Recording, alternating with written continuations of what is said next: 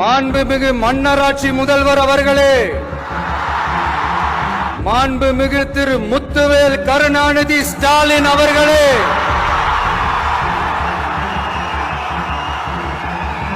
பேர மட்டும் வீராப்பா சொன்ன பத்தாதவர்களே, செயல்லையும் ஆட்சியிலையும் அதை காட்டணும் அவர்களே. ஒன்றியத்துல பாஜக ஆட்சியை ஒரு பாசிச ஆட்சின்னு அடிக்கடி அறைகூவல் விடுத்துவிட்டு இங்க நீங்க பண்ற ஆட்சி மட்டும் என்னவா? அதுக்கு கொஞ்சம் கூட குறைவில்லாத அதே பாசிச ஆட்சி தானே. ஒரு கட்சி தலைவனா ஜனநாயக முறைப்படி என் கழக தோழர்களையும் என் நாட்டு மக்களையும் பார்க்கறதுக்கோ சந்திக்கிறதுக்கோ தடை போடுறதுக்கு நீங்க யாருங்க? தடையை மீறிய மக்களை பார்க்கணும்னு முடிவு பண்ணிட்டா போயே தீருவேன். சட்டத்தை மதிக்கணும்ன்ற ஒரே காரணத்துக்காக தான் அமைதியா இருக்கிறேன். நேத்து வந்தவெல்லாம் முதலமைச்சர் ஆகணும்னு கனவு காண்றான்னு சொல்றீங்க. அது நடக்கவே நடக்காதுன்னு சொல்றீங்க. அப்படியேங்க எந்த கட்சிக்கும் இல்லாத நெருக்கடியை தமிழக வெற்றி கழகத்துக்கு மட்டும் போட்டுக்கிட்டே இருக்கிறீங்க.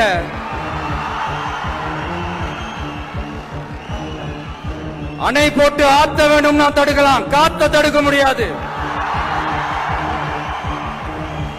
அதையும் மீறி தடுக்கணும்னு நினைச்சீங்கன்னா சாதாரணமா இருக்கிற காத்து சூறாவளியா மாறும். ஏன் சக்தி மிக்க புயலா கூட மாறும்.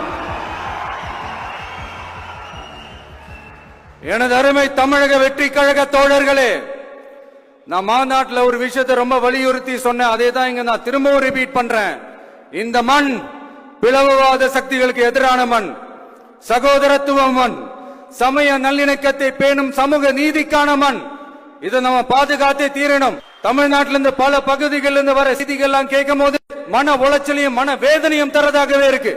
சட்டம் ஒழுங்குன்னு ஒண்ணு இருக்கிறதாவே தெரியல.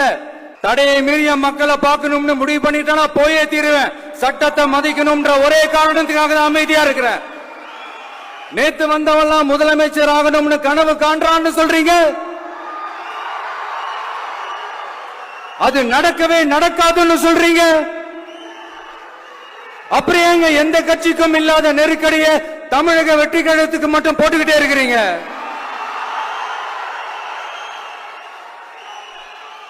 அணை போட்டு ஆத்த வேண்டும்னா தடுக்கலாம், காத்த தடுக்க முடியாது. அதையும் மீறி தடுக்கணும்னு நினைச்சீங்கன்னா சாதாரணமா இருக்கிற காத்து சூறாவளியா மாறும். ஏன் சக்தி மிக்க புயலா கூட மாறும்.